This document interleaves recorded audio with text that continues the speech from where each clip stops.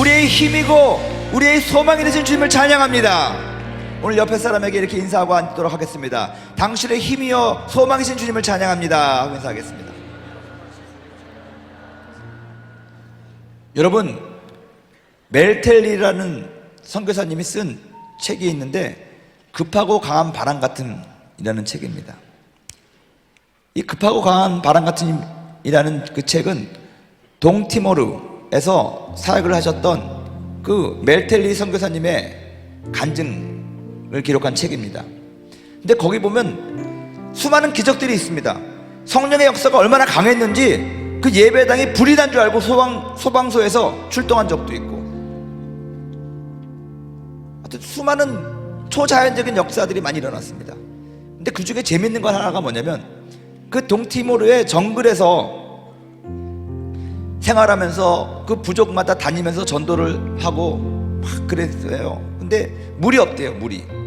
그리고 너무 더우니까 적도 바로 밑이 아닙니까? 땀이 나고 매일매일 계속되는 사역과 전도 속에서 몸이 더러워지고 옷이 지저분하고, 그 전도자는 자기가 입고 있는 옷 한 벌을 가지고 한 번 정글에 들어가면 한 달, 두 달씩 그렇게 싹 하고 온 거죠. 그래서 어느 날 기도를 했답니다. 돌베개를 베고 잠을 청하면서, 성령님, 내 몸에서 냄새가 너무 심하게 나는데, 내 옷이 너무 더러운데 언제 옷을 갈아입을 수 있을까요? 물이 좀 있었으면 좋겠습니다. 좀 씻고 싶습니다. 그리고 잤는데 놀라운 일은 아침에 일어났는데 옷이 깨끗하게 세탁이 되어 있더라는 거예요. 정말 희한한 일이 아니겠습니까? 근데 그런 일이 몇 번이 있었대요. 그러고 나서 얼마 후에 그 인도네시아에 와서, 자카르타 수도에 와서 어떤 교회의 초청을 받고 간증을 하게 되었는데, 거기서 방을 잡아줘서 호텔에서 머물렀답니다. 근데 그때도 그는 늘 입고 있는 옷 한 벌만 입고 있었는데 호텔에 들어가서 너무 피곤하더래요. 그래서 옷을 걸어놓고 성령님께 기도했답니다. 성령님, 내일 아침에 그 교회에 가서 설교를 해야 되니까 저의 옷을 깨끗하게 세탁해 주세요. 그리고 잤답니다. 그러고 나서 일어났는데 세탁이 안 돼 있더라는 거예요. 그대로 더러운 옷 그대로라는 거예요. 그래서 갑자기 그 멜테리 선교사님은 겁이 나서 성령님이 나를 떠나신 것이 아닌가, 나의 기도를 왜 응답 안 해주지? 그랬는데 그때 들려오는 성령님의 음성은, 멜테리야, 여기는 물과 비누가 있다. 네가 빨아 입어라. 그랬다는 거예요. 이 이야기에서 우리가 받을 수 있는 교훈은 어떤 옷이 빨아졌다, 뭐가 됐다 그런 현상보다도 하나님께서, 성령께서 우리에게 가르쳐주고자 하는 메시지가 있어서 그 선교사님도 그걸 적은 것입니다. 이게 뭐냐?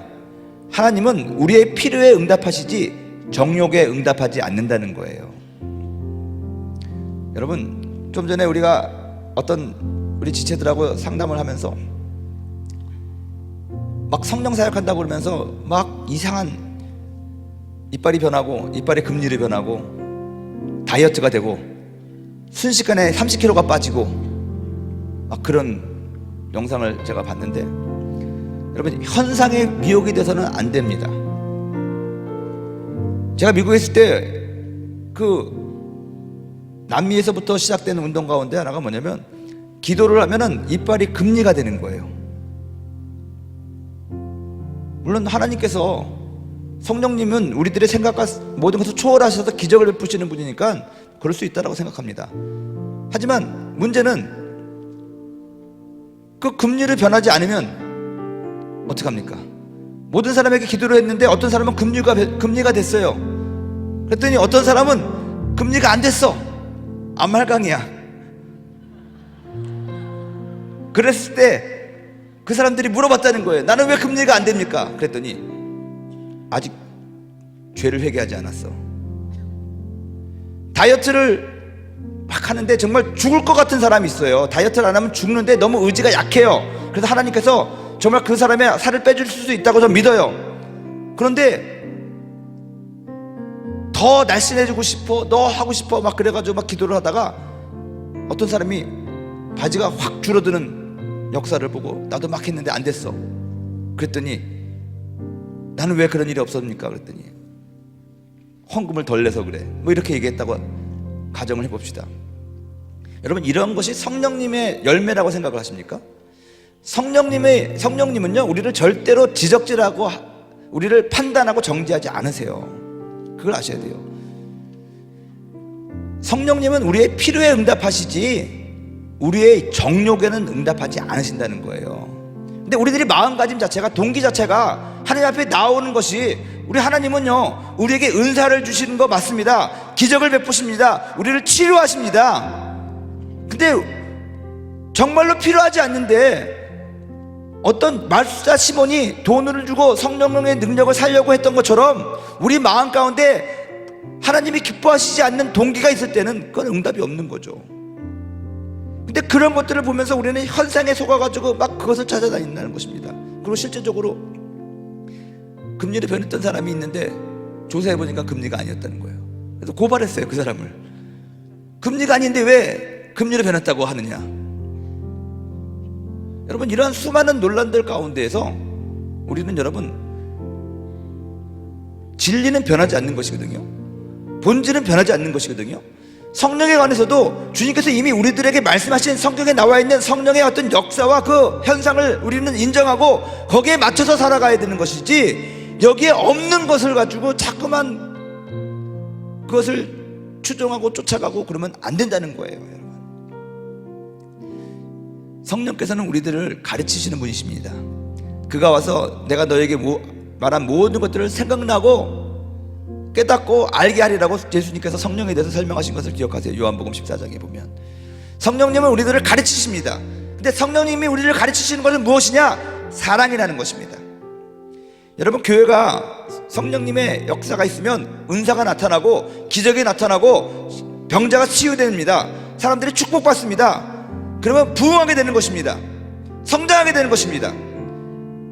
부흥하고 성장하게 되면 불가분하게 따라오는 것이 있습니다. 조직이에요. 행정이 필요한 거예요. 그리고 교육이 필요하다는 것입니다. 가르침이 필요하다는 것입니다. 내 백성이 지식이 없어서 망한다고 했는데 하나님에 대한 지식이 그냥 아는 것만이 아니라 더 깊어져야 된다는 것입니다. 아는 것만큼 더 믿게 되는 것이고 더 헌신하게 되는 것이고 그리스도의 장성한 분량에 이르기까지 우리가 알아야 된다는 것이거든요. 훈련되어야 된다는 것이거든요. 그래서 성령님은 우리를 가르치십니다. 교회에서 양육하십니다. 근데 성령님이 가르치시는 그 과목이 무엇인 줄 아십니까? 사랑이라는 거예요. 성령 충만하다고 해가지고 무조건 돌격 앞으로가 아니라는 것입니다. 남의 말을 무시하고 기도 크게 하는 게 그것만이 성령 충만이 아니라는 것입니다. 사랑이 있어야 돼요. 행정은 사랑으로 행정 처리를 해야지 그게 진짜 행정입니다. 사랑 없는 행정은 율법이고 몸이 건조하고 조직을 다시 와해시키는 것입니다. 바리새인들과 같이 된다는 것입니다. 회칠한 무덤같이 된다는 것입니다. 가르치는 것도 사랑으로 가르쳐야 되지, 사랑 없이 가르치는 것은 정죄를 하는 거예요. 질책을 하는 거예요. 그래서 가르치는 자나 배우는 자나 설교를 하는 자나 설교를 듣는 자나 성령께서는 사랑 안에서 이 모든 것들을 행하기를 원하십니다. 그래서 우리들에게 사랑을 가르치시죠. 오늘 저는 성령님의 가르침에 대해서 말씀을 전할 것인데, 먼저 우리 하나님 앞에 기도합시다. 하나님, 나에게 사랑의 마음을 주시옵시고 하나님을 사랑하고 이웃을 사랑하고 내 자신을 사랑할 수 있는 마음을 주시옵소서. 성령 하나님께서 가르쳐 주시는 이 사랑에 대해서 내가 깊이 깨닫고 체험하고 사랑으로 내게 주어진 모든 일들을 행할 수 있도록 복을 내려달라고 성령께 우리 애들의 마음을 여는 부탁드리는 기도를 드리도록 하겠습니다. 우리 찬양하고 기도합니다. 아버지 사랑합니다. 아버지 사랑합니다. 아버지 경배합니다. 아버지 채워주소서 당신의 사랑. 우리 한 번 더 고백합니다. 아버지 사랑합니다. 아버지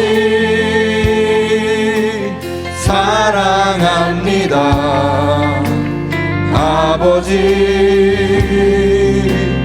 경배합니다. 아버지 채워주소서. 당신의 사랑을. 예수님 사랑합니다. 예수님 사랑합니다. 예수님 경배합니다. 예수님 채워주소서. 당신의 사랑을. 성령님 사랑합니다. 성령님 사랑합니다.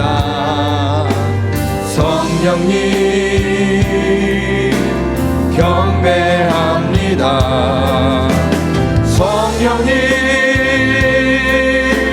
채워주소서. 당신의 사랑. 우리 주의 이름을 세 번 부르고 기도합시다. 사랑을 달라고 기도합니다. 주여 주여 주여. 성령님 사랑합니다. 예수님 사랑합니다. 주님 도와주시옵소서. 주님 같이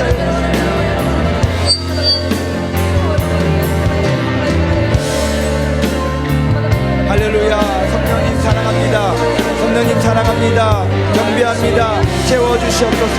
당신의 사랑으로 채워주시옵소서. 당신의 사랑으로 채워주시옵소서. 우리들의 마음에 당신의 사랑을 부어주시옵소서. 아버지의 사랑을 부어주시옵소서. 예수님의 사랑을 부어주시옵소서. 성령님의 사랑을 부어주시옵소서. 오늘 주님 말씀 안에서 우리가 다시 한번 사랑을 회복하기를 원합니다. 성령께서 가르쳐주시는 그런 음성을 듣기를 원합니다. 주여 도와주시옵소서. 주님 함께하여 주시옵소서. 오 성령 하나님, 바람같이 물같이 샘물같이 역사하여 주시옵소서. 우리 마음 가운데 사랑으로 역사하여 주시옵소서. 사랑하는 마음을 주시옵소서. 더욱더 주님을 경배하게 도와주시옵소서. 더욱더 주님을 사랑하게 도와주시옵소서. 하나님의 사랑 안에서 아버지의 말씀을 듣게 도와주시옵소서. 하나님의 사랑 안에서 말씀을 건면하게 도와주시옵시고, 주께서 주시는 사랑의 띠로 우리가 하나가 될 수 있도록 주님 도와주시고 함께하여 주시옵소서. 채워주시옵소서. 채워주시옵소서. 채워주시옵소서. 채워주시옵소서. 성령님 사랑합니다. 성령님 사랑합니다. 성령님 경배합니다. 성령님 채워주소서. 당신의 사랑으로. 사랑하는 성령님, 우리의 마음에 아버지의 사랑을, 예수님의 사랑을 성령님의 사랑으로 채워 주시옵소서. 마음을 열고 주님의 사랑을 받습니다. 사랑 안에서 말씀을 전하고, 사랑 안에서 말씀을 받고, 사랑으로 기도하며, 사랑으로 결단하며, 사랑으로 헌신하게 하여 주시옵소서. 예수님의 이름으로 기도합니다. 아멘. 주님께서 당신을 사랑하십니다 하고 인사 한번 하겠습니다.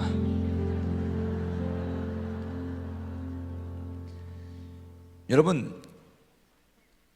하나님이 하시는 일에 의미가 없는 것은 없습니다. 우리는 하나님이 우리에게 하신 말씀, 또 우리에게 보여주시는 것들을 통해서 의미를 알아야 됩니다. 눈에 보이는 것이 다가 아니라는 것입니다. 행간의 의미를 아는 사람이 지혜가 있는 사람이라는 것입니다.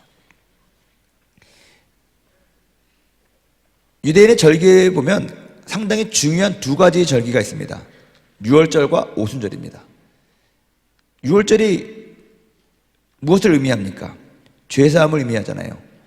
근데 여러분, 예수님이 십자가를 지신 것이 유월절이었습니다. 우연이라기보다는 예수님께서는 예루살렘으로 올라가시기를 기다렸다는 것입니다. 제자들이 주님 올라가시죠 했더니 잠깐 기다려라, 아직 유월절이 되지 않았다는 거예요. 유월절에 맞춰서 주님은 예루살렘에 입성하셔서 유월절에 십자가를 지시고 돌아가시고 부활하셨습니다. 왜 그랬을까요? 우리들에게 가르쳐주기 위하여 그런 것입니다. 무엇을? 십자가의 의미를 우리 모든 사람들에게 가르쳐 주기를 원했습니다. 왜냐하면 그 당시에 그 이스라엘 백성들은 유월절의 의미를 모르는 사람이 없었다는 것입니다. 모세가 출애굽할 때, 모세와 함께 출애굽할 때 마지막 10번째 재앙이 장자가 죽는 거였습니다. 그때 하나님께서 말씀하셨습니다.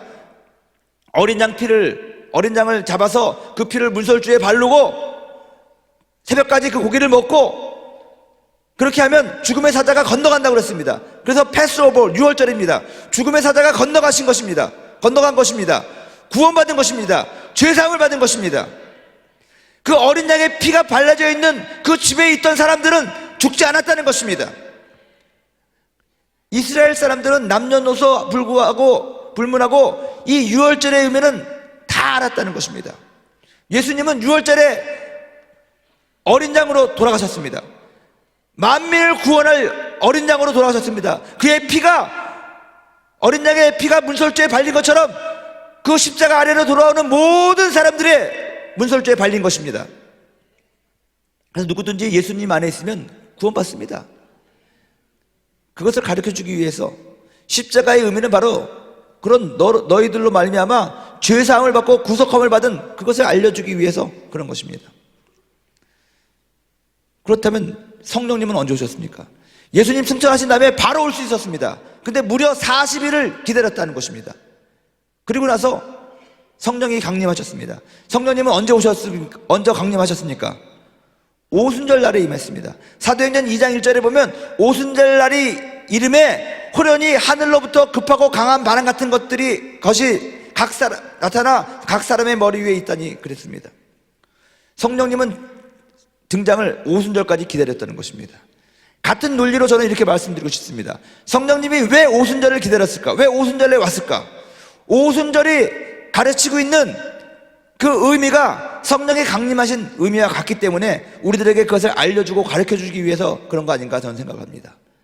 오순절의 의미가 뭡니까? 추수하는 절기입니다. 추수. 그래서 성령님은 추수와 관계가 있다는 것입니다. 영혼을 구원하고 추수하는데 성령님은 주특기가 있다고 저는 말씀드리고 싶습니다. 성령님은 추수의 영이신 것을 믿으시기를 주님의 이름으로 축원드립니다. 여러분, 성령님이 이 땅에 오셔서 우리를 추수하십니다. 영혼들을 추수하십니다. 교회를 통해서 추수의 일을 한다는 것입니다. 그래서 성령 충만한 교회들은 전도합니다. 영혼을 구원하는 일에 최선의 노력을 다한다는 것입니다. 그래서 그런 교회가 부흥하게 된다는 것입니다. 근데 우리가 부흥을 하다 보면 꼭 우리가 필요한 것이 있습니다. 앞서 말한 것처럼 행정과 교육이 필요하다는 것입니다. 이 행정과 교육이 잘못하면 본질을 잃어버릴 때는 이것들이 너무 획일화되고 이것이 너무 드라이해져서 도리어 사람들의 마음을 상하게 하고 해칠 때가 있습니다. 하지만 필요한 것입니다. 이것이 온전히 돼야지 더 성장하고 자라게 됩니다. 그러기 위해서는 제대로 된 행정을 해야 되고 제대로 된 교육을 해야 된다고 저는 믿습니다. 그래서 제대로 된 교육과 제대로 된 행정이 있으면 교회가 더욱더 든든해지고 더 발전하게 된다는 것입니다. 오늘 성경 본문은 사도행전 6장 1절에서 7절의 말씀인데 우리 다 같이 이 사도행전 6장 1절에서 7절의 말씀을 우리 한번 합독하도록 하겠습니다. 시작.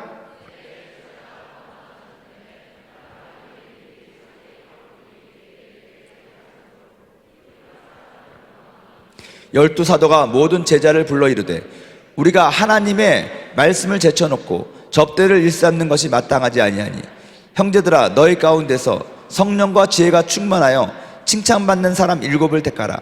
우리가 이 일을 그들에게 맡기고 우리는 오로지 기도하는 일과 말씀 사역에 힘쓰리라 하니 온 무리가 이 말을 기뻐하여 믿음과 성령이 충만한 사람 스테반과 또 빌립과 브로고노와 니가도르와 디몬과 바메나와 유대교에 입교했던 안디옥 사람 니골라를 택하여 사도들 앞에 세우니 사도들이 기도하고 그들에게 안수하니라. 하나님의 말씀이 점점 왕성하여 예루살렘에 있는 제자의 수가 더 심히 많아지고 허다한 제사장의 무리도 이 도에 복종하니라. 아멘. 이 초대교회의 상황과 사도들의 결정이 나와 있는 오늘 본문을 보면 여러분 교회의 모습이 어떠해야 되는지를 잘 설명하고 있는 것이 하나 있습니다. 초대교회는 성장했습니다. 부흥했습니다. 늘어나는 성도들과 사역들 가운데 교회의 본분이 하나님을 예배하고 구제하고 선교하는 일에 있음을 이 오늘 성경 본문은 말씀하고 있다는 것입니다. 여러분 기억하십시오. 교회는 하나님을 예배하는 일에 바빠야 합니다. 다시 한번 부탁했습니다. 우리 교회는 하나님을 예배하는 일에 바빠야 될 줄로 믿습니다. 또한 교회는 성도들을 양육하고 제자로 교육시키는데 바빠야 될 줄로 믿습니다. 그리고 교회는 이웃을 섬기는 일에 바빠야 한다는 것입니다. 이 세 가지 일로 바빠야지 회의하느라고 바쁘고 싸우느라고 바쁘고 남 뒷담화 하느라고 바쁘면 안 된다는 것입니다. 사도들은 이러한 상황 가운데서 우선순위를 정하고 일을 분담하였습니다. 사도들의 해야 될 우선순위가 뭐냐? 하나님을 먼저 섬겨야 된다는 것입니다. 모든 사람들은 하나님을 섬기고 사람을 섬겨야 되겠지만 사도라는 사람들, 주의 종들이죠. 그런 사람들은 가장 최우선으로 집중해야 될 것이 뭐냐? 말씀을 섬기는 것입니다. 하나님을 섬기는 것입니다. 기도하는 일이라는 것입니다. 그래서 사도들은 기도와 말씀 사역에 집중하고 대신에 교회가 구제하고 섬기고 이웃을 사랑하는 것, 이것은 누가 해야 되냐? 평신도 성도들이 해줘야 된다는 것입니다. 그래서 평신도 집사를 세워서 접대와 구제하는 일에 집중하겠다는 것입니다. 여러분, 장로교에서는 그래서 장로를 세운 다음에 거기서 말씀 사역을 하는 장로를 목사라고 하고요, 교회를 치리하는 장로를 치리장로라고 했습니다. 하나님의 사도들이 기도와 말씀에 집중하고 다른 교회를 치리하고 성도들을 대접하고 이 세상과의 어떤 다리 역할을 하는 사람들은 여러분들과 같은 평신도가 되어야 된다는 것입니다. 그 평신도의 대표가 장로님이고 집사님이라는 것입니다. 여러분, 이상적인 목회의 분담이 바로 이러한 분명한 job description에 있다는 것을 여러분 기억하시기 바랍니다. 근데 오늘날 우리들의 갈등은 사역자가 기도와 말씀은 제껴두고 교회 살림살이 하려고 하거든요. 그래서 문제가 있어요. 또 장로님들, 집사님들이 교회 살림살이 하실 생각 안 하고 자꾸 말씀 사역 막 해가지고 하려고 그러니까 그런 거 있거든요. 서로 간에 분명한 신뢰와 믿음이 있어야 된다고 저는 믿습니다. 저는 우리 교회는 그런 거 너무너무 잘 돼 있는 구조 중에 하나지만, 제가 조그만 교회 담임 목사로 갔을 때는 다 해야 됩니다. 제가 다 말씀도 하고 기도도 하고 아침에 운전도 해야 되고 국수도 삶아야 되고 또 교회 영수증도 챙겨야 되고 전기세도 내려가야 되고 그다음에 형광등 나가면 갈아야 되고 다 해야 됩니다. 하다못해 부부싸움 하면 저녁에 가면은 부부싸움 한 사람 가가지고 또 화해시켜야 되고, 집에서 가출한 형제 있으면 잡아가지고 와야 되고, 몸이 10개도 모자랐어요. 10개도 모자랐어요. 진짜. 그러다 보니까는 설교하기 바로 직전까지 밑에서 보일러 고치다가 막 뛰어 올라가가지고 설교하고, 제가 그런 버릇이 있어가지고 여기 와서도 설교하기 바로 5분 전에 나한테 찾아와도 내가 다 받아들이거든요. 근데 마음속으로는 참 불안해요. 이거 너무하는 거 아니야? 이거 나 지금 이게 설교해야 되는데 갑자기 찾아와가지고 막 하면, 그때가 찾아오지 말라는 건 아니에요. 필요하면 다 찾아와야지. 아무튼 이러다 보니까 진짜 안 돼요, 뭐가. 그래서 제가 부탁을 했어요. 좀 더 은혜로운 예배를 위해서 제발 봉사 좀 해주세요. 차량 봉사 좀 해주세요. 내가 하기 싫어서 그런 것이 아니라, 새벽에 운전하고 와가지고 집사님들 모시고 와서 내려드리고 나서 거기다 놓고 불 켜고 이거 다 켜고 나서 설교하려고 올라오면 숨이 차가지고 할 말이 없어요. 빨리 자고 싶어요. 그러면 이게 덕이 안 되는 거잖아요. 그리고 내가 너무 피곤하고 졸다가 사고 나면 어떡하겠어요. 또 일을 분담하자 해가지고, 집사님 이거 좀 해주시고, 집사님 회계도 맞춰주시고, 집사님 주일학교 교육도 좀 해주시고, 그래서 쫙 일을 맡겼어요. 못해요 그러는 거예요. 그래서 이거 못해도 괜찮아요. 괜찮다고, 빵꾸만 내지 말라고 막 그랬어요.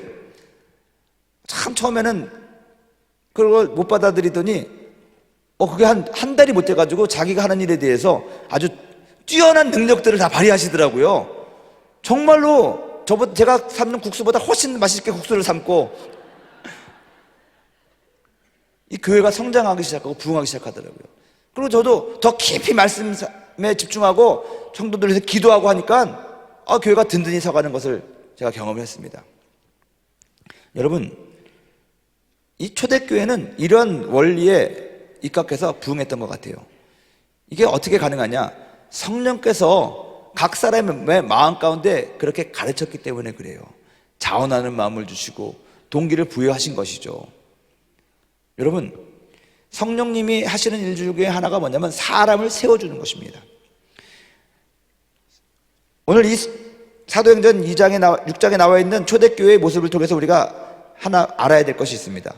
교회는 성령님이 주관하시고 주인이신데, 성령 충만한 교회가 가야 될 방향에 대해서 여기는 잘 나와 있습니다. 첫째, 성령 충만한 교회는요, 하나님을 전심으로 예배하는 사역에 집중합니다. 그게 뭐냐면 예배 가운데 성령님의 역동성이 있고 하나님의 영광이 있는 예배라는 거예요. 이 주의종들이 여기에 목숨을 거는 거죠.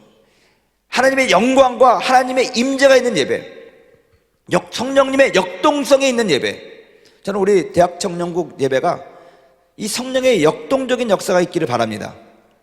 그렇다고 성령의 역동적인 역사를 제가 강조한다고 해서 웃고 떠들고 뒤로 자빠지고 금리가 되고 바지가 헐렁거리고 그런 현상에 저는 집중하지는 않습니다. 본질에 집중해서 성령의 역동적인 역사는 뭡니까? 변화예요. 변화. 아멘. 변화가 있어야 된다는 것입니다. 여러분들의 예배 가운데서 마음이 변화가 있어야 되는 것이고, 심령의 변화가 있어야 되는 것이고, 여러분들의 생각이 변화가 있어야 된다는 것이고, 여러분들의 모습이 변해야 된다는 것이에요. 모습이 변해야 돼요. 여러분, 속이 변하면 겉은 변하게 되어 있다는 것입니다.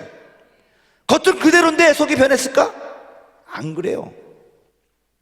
여러분, 입맛도 변합니다. 입맛도 변해요. 30년 동안 매일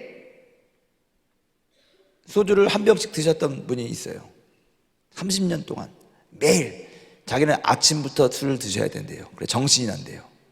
그래서 아침에도 술, 낮에 점심 드시면서 한 잔 술, 저녁에도 술. 그렇지만 한 번도 취한 적은 없대요. 늘 술. 그게 이제 반주라고 해가지고 그 젊었을 때부터 그렇게 해서 30년을 술을 먹었는데, 예수 믿고 나서도 술을 다 드셨다는 거예요.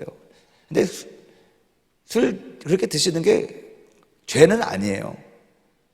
그래서 자기도 그렇게 생각하기 때문에 그렇게 했는데, 어느 날 갑자기 성령 충만 받았다는 거예요. 성령 충만 받으니까 자기의 생각이 변하고 자기의 삶의 모습이 변했는데, 한 가지 변한 건 뭐냐? 자기의 입맛과 기호가 변했다는 거예요. 술보다 다른 것이 더 맛있더라는 거예요. 이전에 술을 안 먹으면 하루를 시작하지 못했는데, 내가 굳이 이렇게 술을 먹고 이거 입에서 냄새 나고 별로 안 좋으니까 오렌지 주스를 마시자. 입맛이 변했다는 거예요. 여러분, 성령의 역동성 있는 예배는 여러분들을 변하게 한다는 것입니다. 능력이 나타난다는 것입니다. 하나님의 응답을 경험한다는 것입니다. 증인의 삶을 산다는 것입니다. 이것이 역동성 있는 예배의 모습이지, 막 뒤로 자빠지고 막 그러고 그런 것만이 중요한 건 아니라고 생각해요. 두 번째, 성령 충만한 교회가 가야 될 방향 가운데 하나가 뭐냐면, 성도들을 그리스도의 제자로 만드는 제자 양육에 집중해야 된다는 것입니다. 역동성 있는 예배가 있다면 이제는 성도들로 하여금 제자가 되게 하는 양육이 있는 교회가 성령 충만한 교회라는 것입니다. 훈련과 교육이 충실해야 된다는 거예요. 훈련과 교육이. 여러분, 예수 믿고 그냥 예배만 드리는 걸로 만족하지 말고 여러분들 마음 가운데 말씀에 대한 배고픔이 생기는 것이고, 하나님을 더 알기 원합니다. 내가 더욱더 성장하기 원합니다. 그래서 성경학교도 등록하시고 제자 훈련도 받으시고 말씀 묵상도 하시고 더 기도를 잘하고 싶다, 더 하나님을 느끼고 싶다, 이런 영적인 열망이 생겨야 된다는 것입니다. 자라야 된다는 것입니다. 그래서 여러분들이 꼭 신앙생활하면서 양육을 받으셔야 돼요. 선택이 아니에요. 필수예요. 성경에 대해서 알아야 돼요. 세 번째는 여러분, 선교적인 사명을 따라서 사역을 하는 교회가 그게 성령 충만한 교회입니다. 선교적인 사명을 따라서 사역해야 돼요. 뭡니까? 나눔과 섬김과 전도라는 거예요. 구제와 전도라는 거예요. 선교적이라는 것은 담장 너머로 우리들의 그 축복과 은혜가 흘러 넘쳐 나가야 된다는 것입니다. 나만 잘하면 돼, 우리 교회만 잘하면 돼, 그게 아니라는 것입니다. 교회의 담을 부셔버리고 우리가 받은 축복과 은혜들을 세상 가운데로 흘려보내야 된다는 것입니다. 가난한 자들을 도와야 된다는 것입니다. 배고픈 자들을 먹여야 된다는 것입니다. 핍박받고 억압받는 자들에게 도움의 손길을 보여줘야 된다는 것입니다. 아직도 복음을 듣지 못하는 사람들에게 선교사를 보내고 전도자를 보내서 선교해야 된다는 것입니다. 이것에 우리들이 기쁜 마음으로 동참할 수 있는 그런 사역을 펼치는 교회가 이게 성령 충만한 교회라는 것입니다. 또한 한 가지 교회가 있습니다. 한 가지 더 있습니다. 봉사와 섬김으로 교제가 있어야 되는 것입니다. 사랑의 공동체를 이루어야 된다는 것입니다. 예전에 불렀던 찬양 중에서 참 좋아하던 찬양이 있습니다. 우리는 사랑의 띠로 하나가 되었습니다. 여러분 이 노래 아시죠? 사랑의 띠로 하나가 되어야 돼요. 그러면서 우리는 천국을 경험하는 것입니다. 믿음의 교제를 해야 된다는 것입니다. 봉사를 해야 된다는 것입니다. 그리스도의 온전한 교회가 온전한 교회 될 수 있도록 우리가 서로의 역할을, 지체의식을 가지고 헌신하고 희생하고 봉사해야 된다는 것입니다. 성경에는 코이노니아와 디아코니아가 있습니다. 코이노니아는 교제죠. 펠로우십이죠. 디아코니아는 봉사입니다. 초대교회는 이 두 가지가 철저했습니다. 교제와 봉사와 헌신이 있었다는 것입니다. 여러분 이것을 내비게이터 선교회에서는 이렇게 가르칩니다. 수레바퀴 비유라고 얘기합니다. 수레바퀴가 있으면 가운데 축이 있습니다. 이게 축이죠. 축이 있고 큰 휠이 있으면 기둥이 있잖아요. 그 가운데 중심으로 해서 가운데가 예수 그리스도입니다. 그리고 그 휠을 구성하는 네 가지 축이 있습니다. 그것이 기둥이 있습니다. 그게 뭐냐? 위로는 예배입니다. 기도와 예배죠. 하나님을 예배하는 거입니다. 밑으로는 여러분 양육입니다. 말씀입니다. 그리고 옆으로는 구제와 선교입니다. 이쪽 옆으로는 봉사와 교제입니다. 이 네 가지 이 기둥이 골고루 됐을 때 바퀴가 동그랗게 돼가지고 잘 돌아갑니다. 근데 어떤 교회는 예배는 길잘한데 양육이 조그매. 그러면 이렇게 가요. 바퀴가 안 되죠. 구제와 선교는 긴데 교제가 없어. 이것도 적당하지 않은 것이라는 것입니다. 우리가 인생을 살아갈 때, 우리 교회가 갈 때 앞에 이렇게 바퀴가 슉 돌아가는데 돌뿌리가 있어. 그럼 우리는 돌뿌리를 치우려고 하죠. 근데 성경적인 것은 돌뿌리를 치우는 것이 아닙니다. 바퀴를 크게 만들어야 돼요. 바퀴가 작으면 그걸 못 넘어가는데 큰 바퀴면 그냥 밟고 휙 지나가는 거 아니겠습니까? 바퀴가 커지려면 어떻게 해야 됩니까? 그 바퀴를 지탱하고 있는 그 기둥들을 더 늘리면 되는 것입니다. 기도를, 예배를 더 길게 늘리고 말씀을 더 길게 늘리고 구제와 선교를 더 길게 늘리고 그러면 쫙 늘어나요. 바퀴가 오토바이 바퀴에서 저 트럭 바퀴로 커진다는 것입니다. 쉽게 넘어가는 것이죠. 앞에 있는 돌짜기가 문제가 아니라는 것이죠. 우리들 개인도 마찬가지입니다. 여러분들이 인생을 살아가는 데 있어서 크고 작은 돌뿌리들을 만나게 된다는 것입니다. 그때마다 아이고 어떻게 저걸 파내 주십시오, 건져 주십시오, 그게 아니라 그땐 여러분들이 더 열심히 예배 드리는 것입니다. 예배와 함께 더 하나님 말씀을 더 깊이 파고들어가는 것입니다. 훈련받는 것입니다. 그거와 함께 구제와 선교하고 전도하는 것입니다. 더 교회에 나와서 봉사하고 희생하고 헌신하면서 교제하는 것입니다. 성도의 교제를 통해서 이 바퀴가 점점 커지면 어느덧 여러분들 앞에 있는 돌뿌리가 별거 아니게 지나가게 되고 만다는 것입니다. 상처받지 않는다는 것입니다.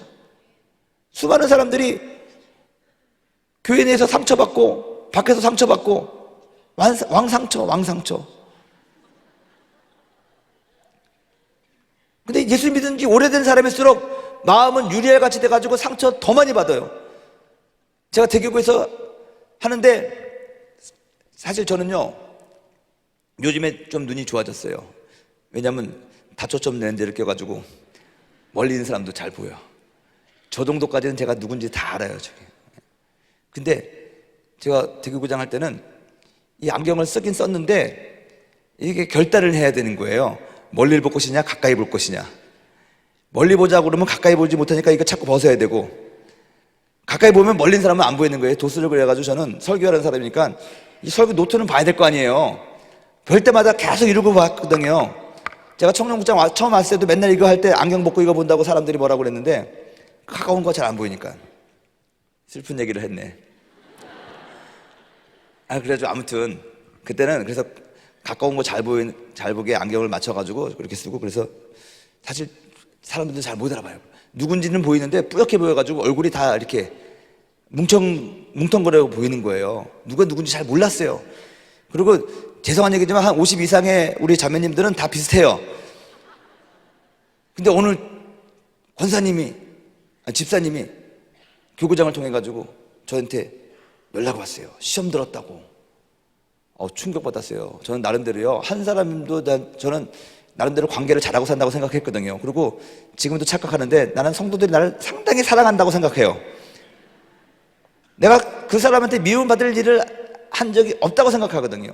근데 내가 그것도 설교 시간에 자기한테 상처를 줬다는 거예요.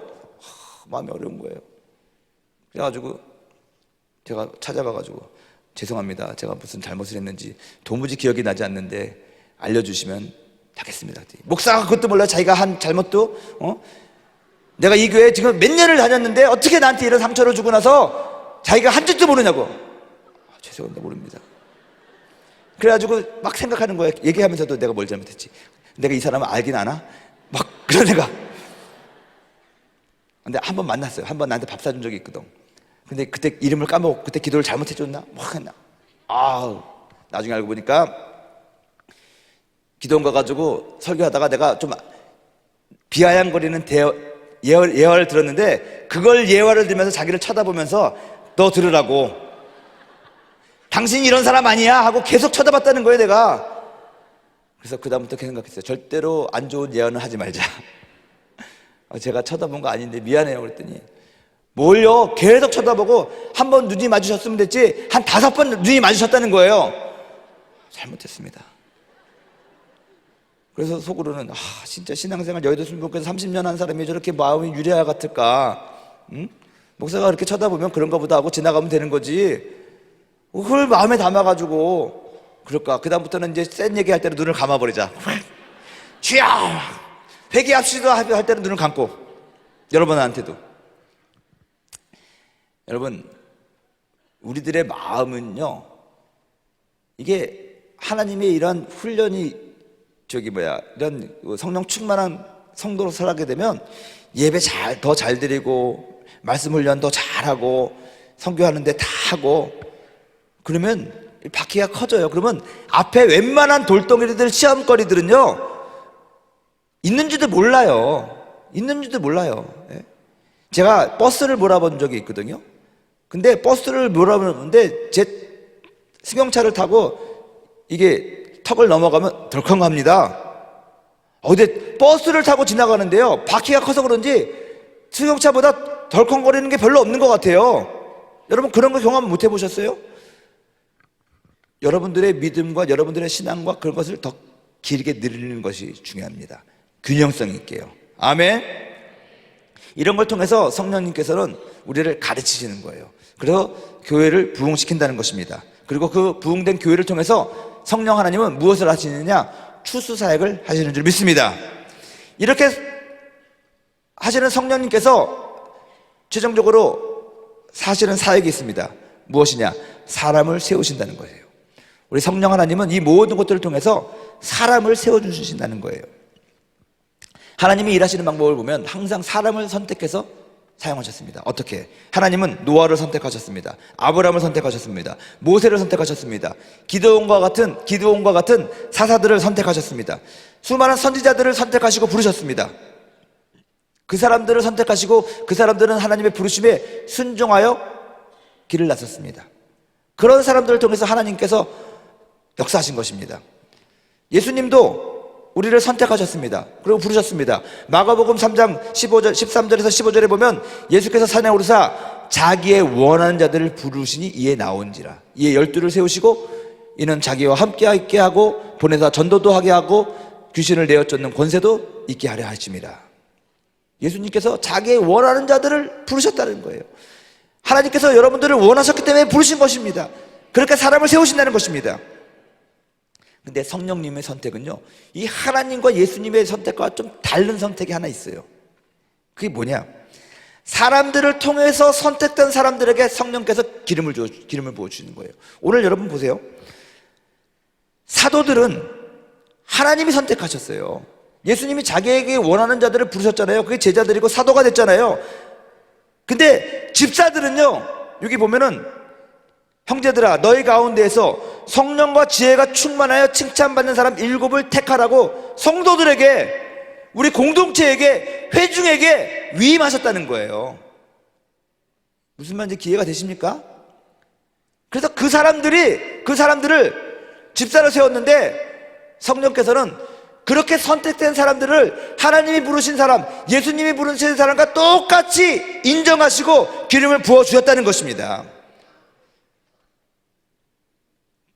성령의 뜻은요, 아버지께서 나를 보내신 것 같이 나도 너를 보내노라고 하신 예수님처럼 하나님이 보내셨듯이 그 보내심을 받은 사람이 또 보내는 사람을 인정한다는 거예요. 요한복음 1장 6절에 보면 하나님으로부터 보내신 사람이 났으니 그 이름은 요한이라. 침례 요한이 하나님으로부터 보낸 사람이었거든요. 그리고 침례 요한은 내가 너를 다른 사람에게 예수님께 보내놓으라고 그랬습니다. 똑같은 권위와 능력을 줘가지고 보낸 것입니다. 여러분, 교회는 이러한 것을 위임받은 거예요. 성령께서 왜 교회를 통해 가지고 역사하시느냐? 사람들을 더 많이 세워서 하나님이 교회에게 주신 그 권위를 이용해서 더 많은 제자들을, 더 많은 주의 일꾼들을 세워서 그 조직을 만들어서 더 이 생명이 세상 가운데로 확산되게 해라. 그거라는 것이죠. 이렇게 해서 성령께서 선택한 부르심에 순종하여 세워진 사람들이 교회에서 만들어지는 조직과 행정과 시스템을 관리하고 또 사역함으로써 이 땅의 교회를 온전하게 세운다는 걸 여러분 믿으시기를 주님의 이름으로 축원드립니다. 성령님은 우리로 하여금 성령과 지혜가 충만하게 하십니다.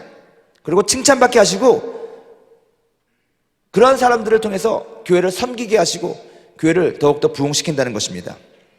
사랑하는 여러분, 저는 여러분들이 이러한 성령의 부르심에 응답하고 성령님께서 주시는 그런 기름 부음을 인정하고 하나님이 기뻐하시는 온전한 이 교회를 세우기 위하여 헌신해 주시기를 간절히 부탁드립니다.